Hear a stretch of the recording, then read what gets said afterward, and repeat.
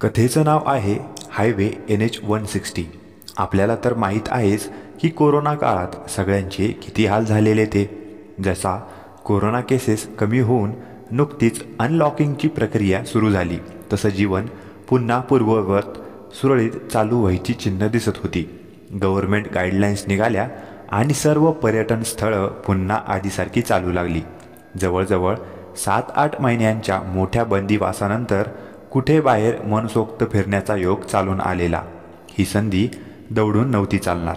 आम्ही सगळे जण मिळून बाहेर जायचा प्लॅन करत होतो आणि अखेर एक दिवस ठरलाच। त्या दिवसात मुख्यतः दिवे आगार व कोकणातील खूप सारे बीच पर्यटन दृष्टीने खूप प्रसिद्ध झाले होते। आमच्या जवळपास आम्ही न बघितलेला असा दिवे आगार बीच होता। आपणही इकडेच प्लॅन बनवायला हवं असं आम्ही सगळ्यांनी ठरवलं।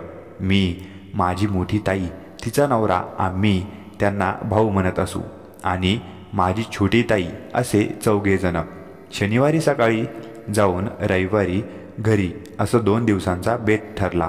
खरं तर शनिवार रविवार हे 2 दिवस दिवे आगारला राहून रविवारी संध्याकाळी घरी यायचं ठरलेलं, पण पुरेसा वेळ मिळाल्याने प्लॅनमध्ये थोडा बदल झाला व दिवे आगारसोबत जवळ असलेला हरिहरेश्वर मंदिर आणि बीचसुद्धा बघण्याचं ठरलं।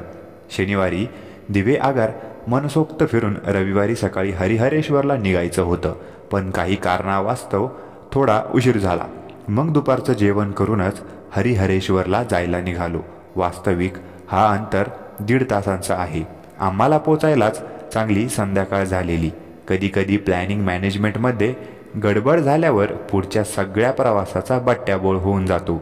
आमच्या बाबतीत देखील तसेच होताना दिसत होतं। सुरुवातीला रविवारी संध्याकाळी घरी येण्याच्या बेतात होतो, पण आता रविवारच्या संध्याकाळी आम्ही अजून हरिहरेश्वरलाच होतो, पण एवढ्यातही निभावलं नाही।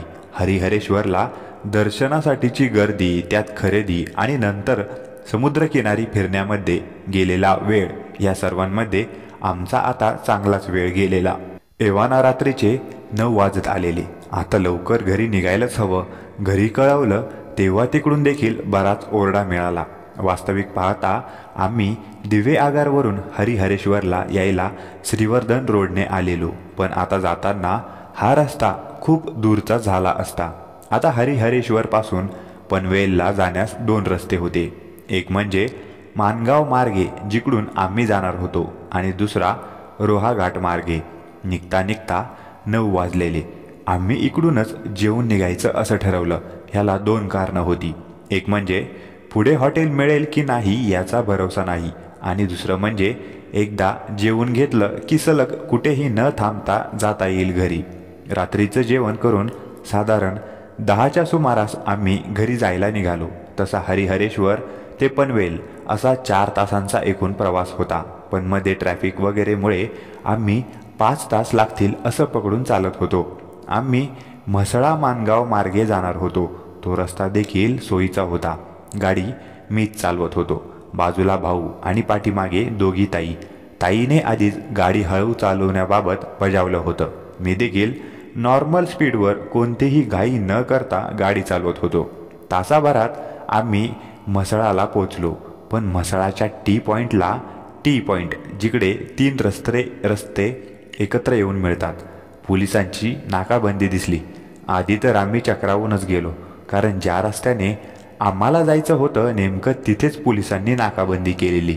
जवळ जाऊन नक्की प्रॉब्लेम काय आहे हे त्यांना विचारल्यावर त्यांनी सांगितलं की ह्या रस्त्यावर पुढे एका ट्रक आणि बसचा मोठा अपघात झाला आहे।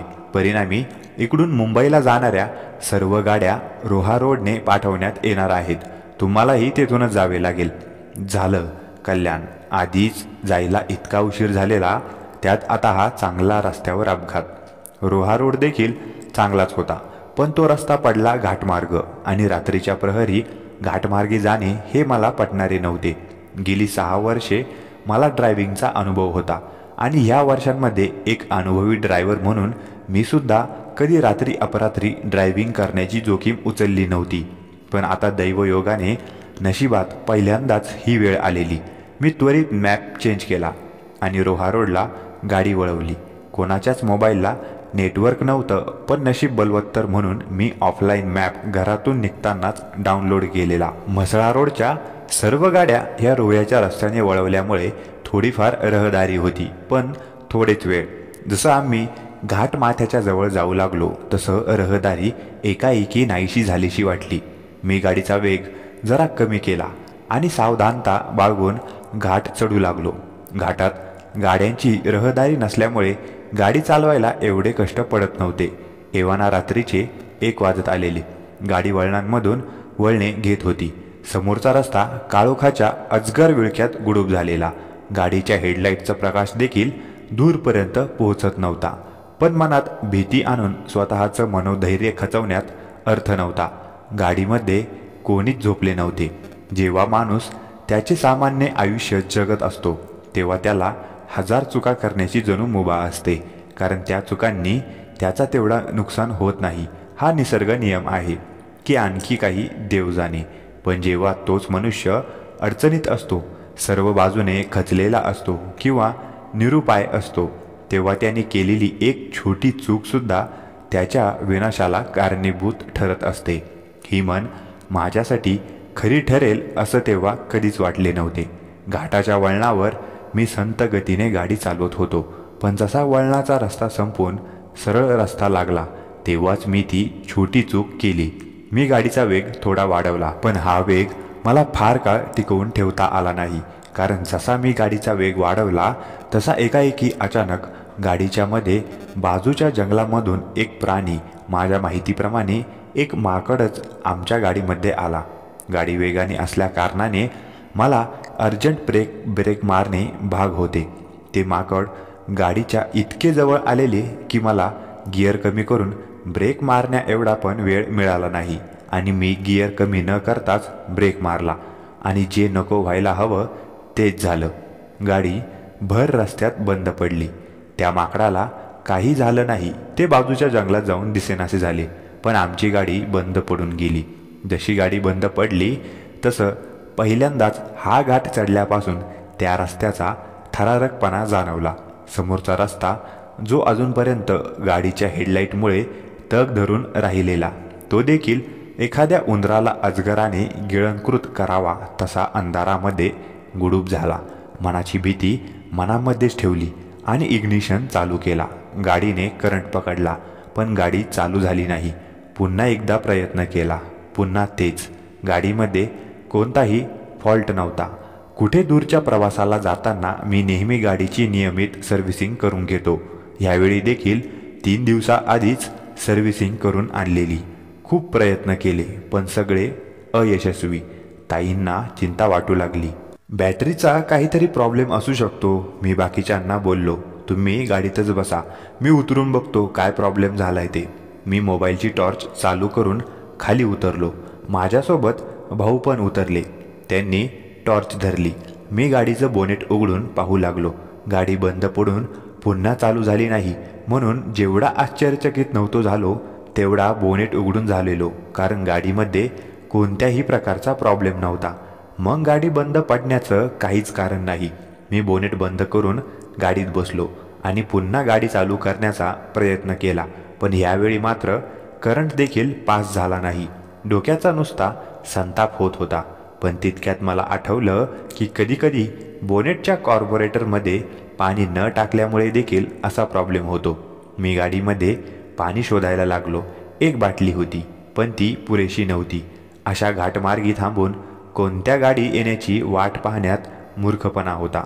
मी भाऊंना ताईजवळ थांबून आणि कोणती गाडी येते का हे पाहायला गाडीजवळच थांबवून स्वतः कुठे पाणी मिळतंय का ते पाहायला गेलो.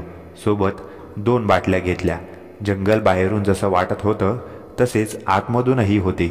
एकदम घनदाट. रातकिड्यांची किरकिर आणि माझ्याच पायाखाली चिरडल्या जाणाऱ्या सुक्या पानांच्या आवाजाखेरीज अजून कोणताही आवाज नव्हता. मी लगबगीने कुठे कोणतं घर किंवा तलाव दिसतंय का हे बघायला लागलो. नशिबाने मला काही अंतरावर एक छोटं तळं दिसलं. मी मनोमनी खुश झालो. 2 बाटल्या भरून त्यात पाणी घेतले आणि परतीच्या वाटेला जाणारच होतो की तळ्याच्या काठी एक झोपडीवजा घर दिसले. बाहेर एक छोटा बल्ब लावलेला, त्यामुळेच ते घर माझ्या नजरेपासून लपू शकले नाही. त्या बल्बच्याच प्रकाशात मला त्या घरात एक पुसटशी हालचाल दिसली. एवढ्या घनदाट जंगलात एकाकी असे हे घर मनाला काही पटत नव्हते. पण मनात त्याच वेळी एक अजून विचार थैमान घालत होता. जर ह्या पाण्यानेही गाडी चालू झाली नाही तर, जर कदाचित ह्या घरात आजची रात्र आसरा घ्यावा लागला तर. मला मान्य आहे, एक अनुभवी चालक असूनही हे विचार एकदम पोरसट आणि व्यर्थ असे होते. अशा आडमार्गी जंगलात थांबणे म्हणजे स्वतःच्या मृत्यूचे आमंत्रण स्वतःहूनच देणे. पण त्या एकाकी घरात कोण आहेत हे पाहण्याचा मोह मला त्यावेळी आवरला नाही आणि लागलीच मी त्या घराकडे वळलो. झोपडी वजा असे ते एक रूमचे घर. वरती पत्र्याचा छप्पर, समोर जुना लाकडी दरवाजा आणि त्याच्या डाव्या बाजूला लोखंडी गजाची खिडकी. दरवाजा लावला होता पण खिडकी थोडीफार उघडी होती. मी खिडकीतून आतमध्ये कोणाला कळणार नाही इतक्या सावकाश आणि सावधपणे डोकावून बघितले. जसं आतमधील दृश्य बघितलं तसं एक नाही, दोन नाही, तब्बल 5 सेकंद माझ्या काळजाचे ठोके चुकले. माझ्या आयुष्यातला सगळ्यात भयानक दृश्य, इतके की माझी किंचाळी निघाल्या वाचून राहिली नाही. आतमध्ये एक साधारण माझ्यापेक्षाही उंच, जवळजवळ 8 फूट उंचीची बाई केस पूर्ण मोकळे सोडून जमिनीवर बसली होती. तिची उंची कशी कळली? ती समोर पाय सोडून बसलेली, तरी पूर्ण घर तिच्या पायाने व्यापलेलं आणि तिचे पाय थेट समोरच्या जळत्या चुलीत भाजून निघत होते. जशी माझी किंकाळी निघाली तसं तिची क्रोधाने भरलेली नजर माझ्यावर रोखली गेली. आता तिथे थांबून स्वतःच्या मृत्यूला आमंत्रण देण्यात अर्थ नव्हता. मी तसाच मागे वळलो आणि जीव मुठीत धरून धावायला लागलो. धावण्याची शक्ती माझ्यात उरली नव्हती. डोळ्यातून पाणी यायला लागलेले, तरी वाट सुटेल तिकडे धावत होतो. हृदय तर तेव्हा बंद पडायला आले जेव्हा मी धावता धावता एकदाच मागे वळून बघितले. ती दरवाजा तोडून मोठी किंचाळी देत 4 पायांवर एखाद्या प्राण्यासारखी माझा पाठलाग करायला लागली. माझ्या पायातले त्राण निघून जायची वेळ आली. देवाचं नाव घ्यायला तोंड जसे काही मुके असल्यासारखे तत प प करत होते. त्यावेळी माझ्या पळण्याचा वेग किती असेल देव जाणे, कारण देवच माझा त्यावेळी तारणहार होता. आज ज्या हरिहरेश्वराच्या मंदिरात पाया पडून आलेलो तोच शंकरदेव माझ्या मदतीला आला असेल. धावता धावता मला समोरचा मुख्य रस्ता आणि त्याला लागून असलेली आमची गाडी दिसली. गाडी दिसल्यावर मला अजूनच चेव चढला. मी पटकन रस्त्यावर आलो. सगळे माझीच वाट बघत होते. एव्हाना आमच्या गाडीच्या बरोबरीला अजून एक गाडी आलेली. मला असं घाबरून वाघ पाठी लागल्यासारखं पळताना पाहून त्यांनी असंख्य प्रश्न विचारले. मला ते प्रश्न आठवत नाहीत. मनात अजून तीच भीती थैमान घालत होती. जे कोणी माझ्या मागून आलेले ते आता दिसेनासे झालेले. ताईने आधी मला पाणी दिले. 2 मिनिटे बसलो तेव्हा कुठे जाऊन मी ह्या जगात आल्यासारखं, माझं पुनर्जन्म झाल्यासारखं भासलं. आमच्या बाजूने गाडीवालेसुद्धा आमच्याजवळ आले. भाऊंकडून कळालं की आपली गाडी बंद पडलेली. तेव्हा ही गाडी इकडून पास होत होती. त्यांनी काय प्रॉब्लेम आहे ते सांगितलं, पण त्यांच्याकडे देखील पाणी नव्हतं. मग ते मी येईपर्यंत सोबत थांबले. मला जरा हायसं वाटल्यानंतर मी सुद्धा घडलेली हकीकत त्या सगळ्यांना ऐकवली. सगळ्यांचे चेहरे एकदम पिवळे पडल्यासारखे झाले आणि मी सुखरूप परत आलो म्हणून देवाचे आभार देखील मानले. माझी हकीकत ऐकून त्या गाडीमध्ये जोडपे म्हणाले, अशा घाटांवर खास करून रात्रीचे असे प्रसंग घडतच असतात, म्हणून आम्ही तुमच्याबरोबर थांबलो. मी आणलेलं पाणी कार्बोरेटरमध्ये टाकून गाडी चालू केली. 2-3 स्टार्टरच्या प्रयत्नांनी गाडी एकदाची चालू झाली. मी गाडी चालवायच्या मनस्थितीमध्ये नव्हतो. भाऊंनी हे ओळखले आणि पुढे घरी जाईपर्यंत त्यांनी ड्रायव्हिंग करण्याचे ठरवले. आम्ही त्या बाजूला गाडीमधल्या जोडप्याचे आभार मानले. मी मनोमन देवाचे देखील आभार मानले आणि घरी जाण्यास निघालो. घरी सुखरूप पोहोचल्यावर आधी घरी आई वडिलांकडे एक वचन दिलं की परत रात्रीचे अनोळखी भागात प्रवास करणार नाही. तर मित्रांनो, ही होती गोष्ट. तुम्हाला कशी वाटली ते कॉमेंट करून कळवा व कथा आवडल्यास एक लाईक करा आणि चॅनलला सबस्क्राईब करा. धन्यवाद.